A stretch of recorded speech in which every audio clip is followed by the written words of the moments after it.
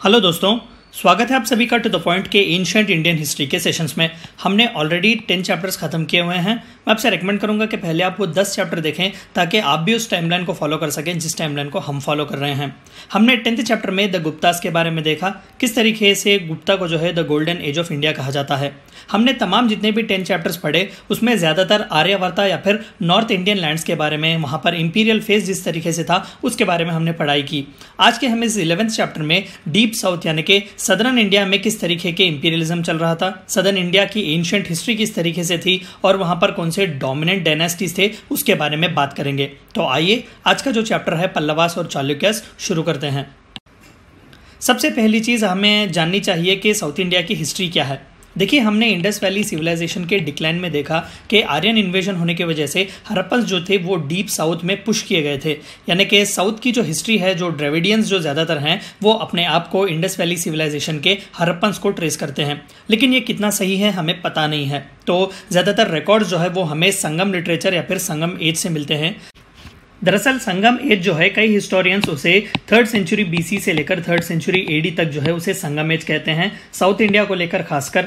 दरअसल संगम जो थे वो काउंसिल्स की तरह थे जो ज़्यादातर इंपीरियलिस्टिक पल्लवास, चोलास या चेरास जो उस वक्त के किंगडम्स हुआ करते थे, वहाँ पर पोएट्स और लिटरेचर रिलेटेड बहुत ही डेवलपमेंट्स हुआ करता था। तो वहाँ पर संगम्स ऑर्गेनाइज किया जाते थे। तो वहाँ पर संगम्स में जो पोएट्स आते थे तो वो राजा महाराजाओं के लिए पोएम्स लिखा करते थे और ज़्यादातर उस वक्त के या फिर उस ज़माने के सोसाइटी को डिस्क्राइब भी करते थे। तो संगम लिटरेचर जो है वो one of the most important source है हमें हिस्ट्री के लिए। तो अगर ये कहना सही होगा कि 3rd सेंचुरी BC के पहले के रिकॉर्ड साउथ इंडिया के जो है वो ज़्यादातर हमारे पास अवेलेबल नहीं है। तो ज़्यादातर जो हम हिस्ट्री अब साउथ इंडिया के बारे में पढ़ेंगे वो पोस्ट 3rd सेंचुरी BC या फिर 1st सेंचुरी AD के बाद का होगा। तो आइए पहले ancient history of south India के बारे में जानते हैं।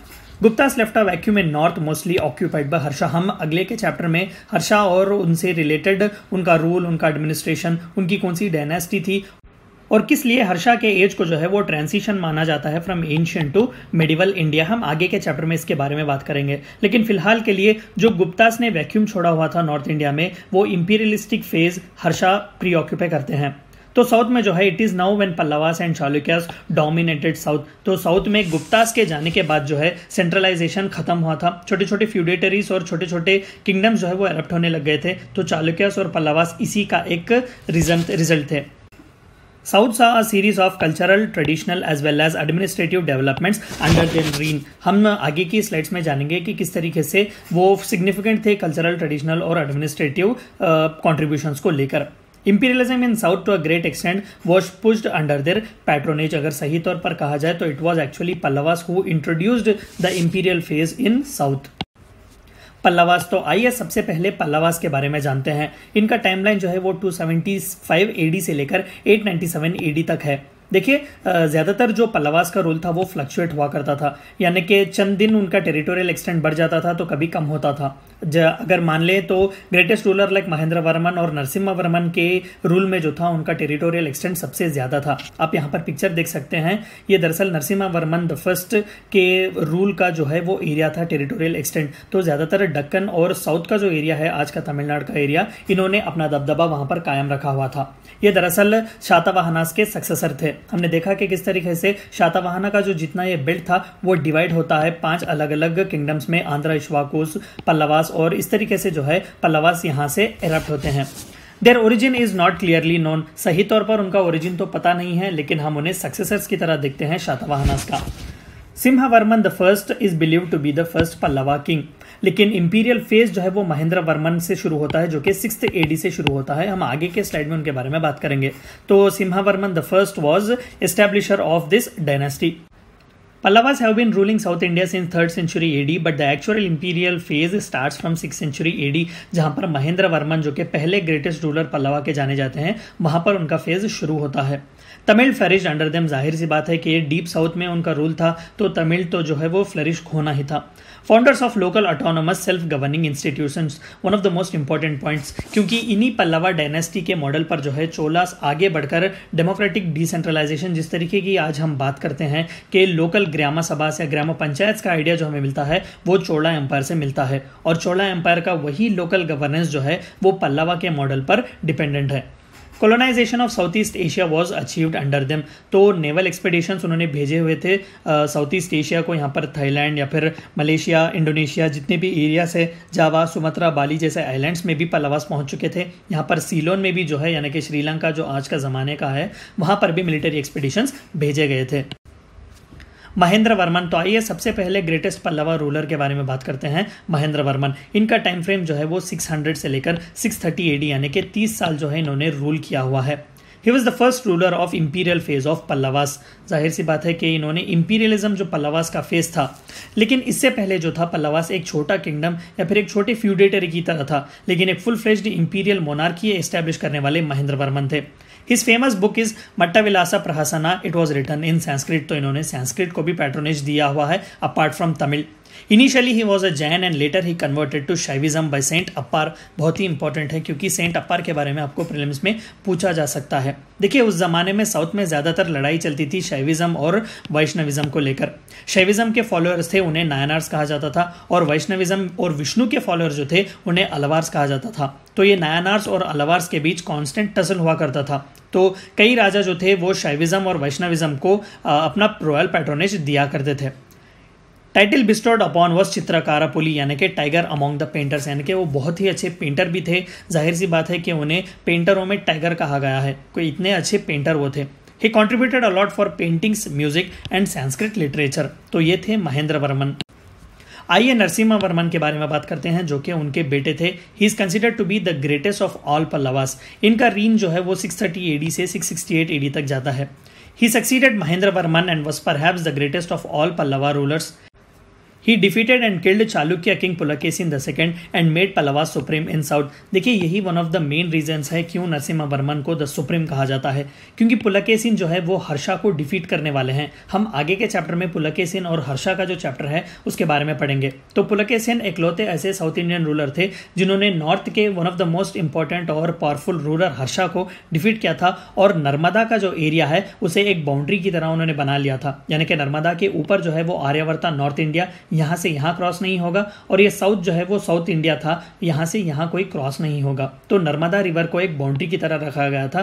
तो इस हर्षा को डिफीट करने वाले पुलकेशिन II थे जो कि चालुक्यास ऑफ बादामी के थे, लेकिन इसी चालुक्यास ऑफ बादामी के पुलकेशिन II को हराने वाले नरसिम्हा वर्मन थे। तो this is the reason why Narasimha Varman is considered to be the greatest of all Pallava rulers. Started naval expeditions to Ceylon and Tamilians started to migrate there।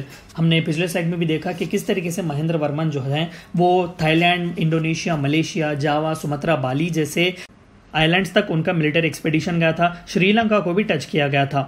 He built a beach town Mamallapuram which he adorn with rock cut caves. तो बहुत ही खूबसूरत एक शहर है जो चेन्नई के करीब है, मामल्लापुरम, जिसे आज महाबलीपुरम के नाम से भी जाना जाता है। तो वहाँ पर ज़्यादातर आपको रॉक कट टेम्पल केव्स और रॉक कट टेम्पल्स जो है वो देखने को मिलेंगे। तो it was also build by Narasimha Varman. Hiuen Tsang visited India under his reign in 642 AD। दरअसल ह्यूएनसांग जो थे वो एक चाइनीज ट्रैवलर थे जो हर्षा के एरा में हर्षा के कोर्ट में आए हुए थे, लेकिन उन्होंने साउथ इंडिया भी विजिट किया हुआ था अंडर नरसिम्हा वर्मन। तो आइए पल्लवास के रिलीजियन के बारे में जानते हैं। Pallavas were followers of Hinduism and made gifts of lands to gods and Brahmins. Agraharas जिसे हम कहते हैं, तो पल्लवास जो थे वो जनरसली लैंड ग्रांट्स दिया करते थे ब्राह्मण्स को। हमने देखा कि हिंदुइज्म में शैविज्म और वैष्णविज्म के बीच कांस्टेंट टसल हुआ करता था साउथ इंडिया में उस जमाने में, जहाँ पर नायनार्स और अलवार्स एग्जिस्ट करते थे। In line with prevalent customs, some of the rulers performed Ashvamedha and other Vedic sacrifices। तो आप देख सकते हैं कि अश्वमेध यज्ञ जिसके बारे में हमने पिछले लेसन्स में भी पढ़ा था कि हॉर्स का सैक्रिफाइस किया जाता था to become a supreme ruler. तो इसी तरीके से कई पल्लवा के राजा जो थे उन्होंने अश्वमेधा यज्ञ भी जो है वो सैक्रिफाइस परफॉर्म किया हुआ था। दिस सेज के भले ही ऑफिशियल लैंग्वेज ना हो, लेकिन हिंदुइज्म जो था वो डोमिनेट किया करता था पल्लवा के रीजन में। They were however tolerant of other faiths, यानी कि बाकी के फेथ्स को भी वो फ्लरिश करने की इजाज़त देते थे। The Chinese monk Huan San, who visited Kanchipuram during the reign of Narasimhavarman I, reported that there were 100 Buddhist monasteries and 80 temples in Kanchipuram. दरअसल पल्लवास जो है वो royal patronage Buddhism as well as Jainism को भी देते थे। तो ह्यूएन सैंग जो चाइनीज ट्रैवलर थे वो कहते हैं कि दरअसल बुद्धिज्म को ज़्यादातर रॉयल पैट्रोनेज मिलता था, क्योंकि 100 बुद्धिस्ट मोनास्ट्रीज उन्होंने देखे थे साउथ इंडिया में when compared to 80 temples in Kanchipuram. तो this speaks a lot about the tolerant policy which Pallavas followed when it comes to religion. Polity and administration, आइए जानते हैं कि पल्लवा के ज़माने में पॉलिटी और एडमिनिस्ट्रेशन किस तरीके से था। They followed monarchy, but decentralization was unique feature of Pallavas. Local self-autonomous governing institutions की जब हम बात करते हैं, हम आगे इसके बारे में पढ़ेंगे, तो वो यूनिक फीचर जो डिसेंट्रलाइजेशन का था वो पल्लवास का था। भले ही किंग जो था वो सुप्रीम था, पावर पूरा उसी से फ्लो होता था, लेकिन डिसीजन मेकिंग जो इजाज़त दी गई थी, डिसीजन मेकिंग का पावर जो दिया गया था वो ज़्यादातर लोकल ऊर और सभा जिस तरीके से डिवीजन किया जाता था उनके हाथ में दिया जाता था। यानी कि ग्राम पंचायत जो था वो डिसाइड कर सकता था कि उन्हें क्या चाहिए और क्या नहीं चाहिए। Pioneered local self government in India later to be mastered by Cholas। तो ग्राम पंचायत या फिर ग्राम सभा जिस तरीके की आज हम बात करते हैं डेमोक्रेटिक डिसेंट्रलाइजेशन की, तो उस तरीके के लोकल सेल्फ गवर्नमेंट इंस्टीट्यूशंस को देने वाले सबसे पहले पल्लवास थे। Land grant that is agraharas were given to Brahmins. Brahmins को जो है वो जेनरसली लैंड ग्रांट्स दिए जाते थे, जहाँ से उन्हें रेवेन्यू मिलता था, टेम्पल से भी उन्हें रेवेन्यू मिलता था, जिससे कि वो एजुकेशनल इंस्टीट्यूशंस चलाया करते थे। Villages were well divided as ur and sabha. तो विलेजेस को डिवाइड किया जाता था ऊर और सभा में, विच इलेक्टेड देयर ओन रिप्रेजेंटेटिव्स। तो पावर्स जितने भी डिसीजन मेकिंग के थे वो इन्हीं डिविजनल यूनिट्स को दिए गए थे जो ऊर और सभा में डिवाइड किए गए थे। Maintenance of law and order, tax collection, endowments etc. were given to Grama भोजका who used to oversee them। तो ग्रामा भोजका मोस्टली पंचायत सेक्रेटरी अगर हम कह सकें तो सही होगा कि उस वक्त उस ज़माने के पंचायत के सेक्रेटरी। तो ये ग्राम भोजका जो थे वो उस ज़माने में ऑन बेसिस ऑफ मेरिट जो है वो किंगडम से ही अपॉइंट किए जाते थे। तो ये था पॉलिटी और एडमिनिस्ट्रेशन। डिक्लाइन ऑफ पल्लवास, तो आइए जानते हैं कि पल्लवास का डिक्लाइन किस तरीके से हुआ। Post Narasimhavarman there was a prolong battle between Chalukyas and Pallavas. हम चालुक्यास के बारे में आगे के स्लाइड में बात करेंगे। तो चालुक्यास और पल्लवास पैरेलली एग्जिस्ट करते थे। तो चालुक्यास और पल्लवास के बीच हमेशा एक टसल हुआ करता था। This wasted lot of energy of Pallavas to control the fertile Krishna Tungabhadra doab, a lot of energy was wasted. यानी कि आज का जो कर्नाटक का रायचूर या फिर आंध्र प्रदेश के कर्नूल का एरिया जो है उसे कृष्णा तुंगभद्रा डोआब कहा जाता है। तो वहाँ पर फर्टाइल लैंड्स हुआ करते थे, तो उस पर अपना कंट्रोल और अपना राज चलाने के लिए पल्लवास बहुत ही ड्रेन होते थे। Pallavas rule lasted till 9th century where the last ruler Dantivarman was defeated by Chola king Aditya Chola. तो फाइनली जो है वो चोला है जो लिटरली पल्लवा को हिस्ट्री के पेजेस में भेज देते हैं। एक वीक चेन ऑफ सक्सेसर्स या फिर एक वीक चेन ऑफ रूलर्स, और फिर कॉन्स्टेंटली इंटरनल बैटल्स भी हुआ करते थे थ्रोन के लिए। तो इस तरीके से पल्लवा जो थे वो डिक्लाइन होते हैं। आइए चालुक्यस के बारे में बात करते हैं। देखिए चालुक्यस जो थे वो इंपीरियल लैंडलॉर्ड जरूर थे, लेकिन चालुक्यस फर्दर जाकर दो ब्रांचेस में शिफ्ट होते हैं, एक वेस्टर्न चालुक्यस और एक ईस्टर्न चालुक्यस। हम आगे के बारे में स्प्लिट के बारे में बात करेंगे। फिलहाल के लिए तो हम चालुक्यस ऑफ बादामी के बारे में बात करेंगे। इनका टाइम फ्रेम जो है वो 543 AD से 753 AD तक है। आप मैप देख सकते हैं, ये चालुक्यन एम्पायर है। A dominant power in Deccan, तो ज़्यादातर इनका पावर जो था वो डेक्कन के एरिया में था। तो जिस तरीके से पल्लवा का भी अप्स एंड डाउन्स चलता था, इसी तरीके से चालुक्यंस के भी अप्स एंड डाउन्स चलते थे। मोस्टली रूलर्स जो थे वो डिसाइड करते थे कि टेरिटोरियल एक्सटेंट कहाँ तक हुआ करता था।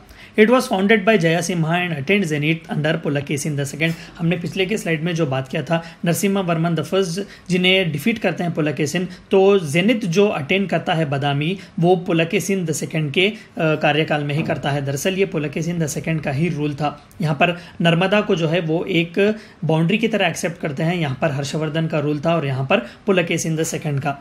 Pulakeshin II extended the Chalukyan Empire up to the northern extents of the Pallava kingdom and halted the southwards march of Harsha by defeating him on the banks of Narmada। तो पल्लवास का जिस तरीके से हमने पिछले स्लाइड में देखा कि यहाँ पर ज़्यादातर पल्लवास का रूल था, तो इस पल्लवास के रूल को भी इन्होंने सब्ज्यूम किया हुआ था। तो एक अच्छे खासे टाइम फ्रेम तक उन्होंने पल्लवास को फ्यूडेटरीज की तरह रखा हुआ था और यहाँ पर नॉर्थ में नर्मदा तक उन्होंने हर्षा को जो है हाल्ट किया हुआ था। The last Chalukyan king Kirtivarman II was overthrown by Rashtrakuta king Danti Durga in 753 AD। Chalukyas of Kalyani and Chalukyas of Vengi. जिस तरीके से हमने बात की कि चालुक्यास का एम्पायर जो था वो स्प्लिट होता है पुलकेशिन द सेकंड के बाद। वेस्टर्न चालुक्यास जो है उन्हें चालुक्यास ऑफ कल्याणी कहा जाता था और ईस्टर्न चालुक्यास ऑफ वेंगी कहा जाता था। देखिए बादामी जो था वो एरिया था बीदर रीजन कर्नाटक के आज के ज़माने का। कल्याणी भी जो है उसी एरिया का है, लेकिन वेंगी जो है जो आज का राजमंड्री और चित्तूर का आंध्र प्रदेश का एरिया है वहाँ पर आता है। The dynasty is called Western Chalukyas to differentiate from the contemporaneous Eastern Chalukyas of Vengi, a separate dynasty। तो पुलकेशिन द सेकंड की मौत के बाद, उन्हें डिफीट होने के बाद कई लोकल किंगडम्स जो थे वो एरप्ट हो गए। तो ज़्यादातर जो लोकल रूलर्स थे उन्होंने इंडिपेंडेंस डिक्लेयर किया हुआ था, लेकिन वेस्टर्न चालुक्यास जो थे वो ज़्यादातर खुद को चालुक्यास ऑफ बादामी के सक्सेसर्स कहा करते थे। तो वेस्टर्न चालुक्यास जो थे ज़्यादातर साउथ में जो है डेक्कन के वेस्टर्न एरिया को रूल करते थे और वेंगीज के चालुक्यास जो थे वो ईस्टर्न डेक्कन साइड को रूल किया करते थे। After death of Pulakeshin second the eastern Chalukyas became an independent kingdom in eastern Deccan. बिल्कुल पुलकेशिन सेकंड के डेथ के बाद ही ये स्प्लिट आता है। The real rule of Chalukyas of Kalyani starts from Taila II in 973 AD। तो वेस्टर्न चालुक्यास के सबसे इंपॉर्टेंट रूलर तैला सेकंड है जो 973 AD में आते हैं। Western Chalukyas had capital at Kalyani, present day Bidar region of Karnataka, while Eastern Chalukyas had capital at Vengi, modern day Rajahmundry area of Andhra Pradesh। तो डेक्कन को इन्होंने दो पार्ट्स में डिवाइड किया हुआ था। वेस्ट का पार्ट ज़्यादातर कैपिटल जो था वो कर्नाटक के बीदर गुलबर्गा एरिया में था और ईस्ट साइड का जो हिस्सा चालुक्यास ऑफ वेंगी जो था वो राजामंड्री और चित्तूर के आंध्र प्रदेश के एरिया में हुआ करता था। There used to be a constant conflict with Cholas and Eastern Chalukyas of Vengi। तो चालुक्यास ऑफ कल्याणी जो है वो कॉन्स्टेंटली लड़ा करते थे। यहाँ पर डीप साउथ में उस वक्त चोलास का रूल हुआ करता था। हम मेडिवल इंडिया में पढ़ेंगे चोलास के बारे में। और ईस्टर्न चालुक्यास ऑफ वेंगी, तो इन तीनों के बीच कॉन्स्टेंट टसल हुआ करता था कृष्णा तुंगभद्रा डोअब को जीतने के लिए। Chalukyas followed a liberal and secular policy where all religion flourished in harmony। बिल्कुल, हमने पल्लवास में भी देखा कि हिंदुइज्म डोमिनेट तो था, शैविज्म, वैष्णविज्म, नायनार, सलवार्स हुआ करते थे, लेकिन ज़्यादातर जो पॉलिसी होती थी वो टॉलरेंट होती थी, यानी कि हर रिलीजियन, हर सेक्ट को फ्लरिश करने का मौका दिया जाता था। बुद्धिज्म और जैनिज्म को भी रॉयल पैट्रोनेज मिलता था। Unique art and architecture flourished where there was a blend of Nagara and Dravidian styles. आप देख सकते हैं दरअसल ये एक रॉक कट टेम्पल है जो चालुक्यास के ज़माने में बनवाई गई है। तो it was one of the most beautiful blends of both Nagara and Dravidian styles. Both Telugu and Kannada literature flourished. Kannada जाहिर सी बात है कि वेस्टर्न चालुक्यास के कार्यकाल में उनके पैट्रोनेज में कन्नड़ा को बहुत डेवलप किया और ईस्टर्न चालुक्यास ऑफ वेंगी के रूल में तेलुगु को। Paintings at Ajanta are a marvellous example of the expertise achieved under then reign. तो साउथ इंडिया के चालुक्यास का भी बहुत ही योगदान था इंडिया के आर्ट, आर्किटेक्चर, कल्चर, लैंग्वेज और रिलीजियन को डेवलप करने में। तो ये थी चंद बातें आपको जाननी थी साउथ इंडिया की एंशिएंट हिस्ट्री के बारे में, ज़्यादातर जो पल्लवास और चालुक्यास डोमिनेट करते हैं। हम आगे के चैप्टर में हर्षा के बारे में पढ़ेंगे, वो हमारा फाइनल चैप्टर होगा। हम देखेंगे कि किस तरीके से हर्षा जो है वो ट्रांसिशन बनते हैं ancient to medieval India. I hope कि आपको वीडियो पसंद आया होगा और समझ में आया होगा। Thank you for watching my video.